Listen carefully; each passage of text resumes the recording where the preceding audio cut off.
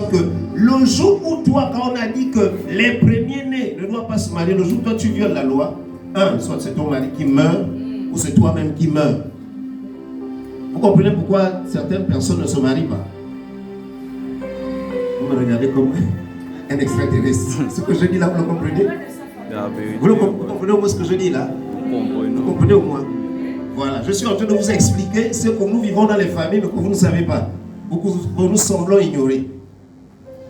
J'ai connu une femme, par exemple chez les femmes, il y a ce qu'on appelle le makara. Il y a des femmes ici, lève la main s'il y a des femmes ici. Voilà. On dit cette femme-là ne va pas se marier. J'ai connu une femme, elle, c'est son père qui était son mari sur le plan mystique. Ça avait été établi comme ça. Il était patriarche d'un village.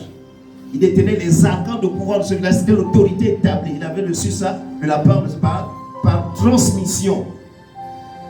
Et il a résolu que sa fille, là, belle comme elle est, c'est sa femme, mystiquement. Il a pris ses entrailles. Donc sa matrice, il l'a consacrée comme étant l'autel.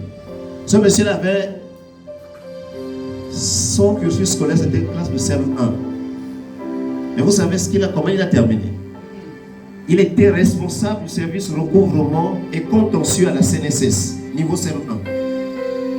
Vous savez d'où il a puisé son pouvoir? C'est l'autel là. La loi a dit quoi? La fille là ne va pas aller en mariage. Ça, c'est ce qu'ils ont établi. Les esprits l'ont choisi. Quand elle était en période de menstru, pendant que les autres font 4 jours, 5 jours, elle faisait 2 semaines. On injecte le Valium. On injecte ceci. Mais quand vous êtes ici, elle est là-bas, elle crie, vous entendez. Consacré, la loi établie, c'est comme ça, elle doit souffrir, c'est ainsi. Mais il est dit aussi à son sujet qu'elle ne doit pas aller en mariage. Et donc elle nous raconte que chaque fois qu'elle allait avec un homme, l'homme là se retrouvait seul, ne savait pas qu'il avait tapé.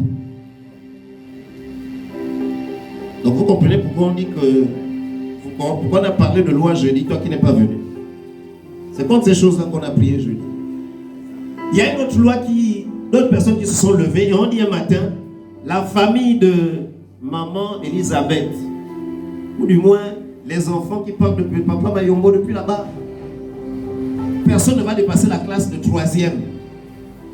Lui là il fait bien l'école, le jardin là il prie, CM1, CM2, il passe au CM brillant, il est même premier du centre. Quand il arrive 6e, ça commence à piétiner. 5e, ça a piétiné. Il commence à quitter la maison et puis s'assoit chez Alassane. Il commence à jouer à la Game Boy.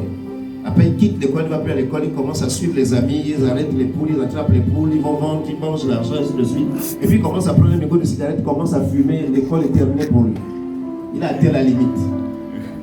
Parce qu'il y a une loi qui court contre lui. Et des entités qui veillent, qui disent qu'il ne faut pas qu'il aille loin. Arrêtez, c'est la limite. Quand il arrive en 3e, c'est à peine s'il a commencé l'année de 3e. Parce qu'il a été dit qu'il ne va pas aller. Donc vous comprenez maintenant, non? Ça va? Ça passe maintenant? Ouais. Vous comprenez, non? Et pourquoi ce matin on parle de mon Dieu ordonne que tu parviennes au sommet?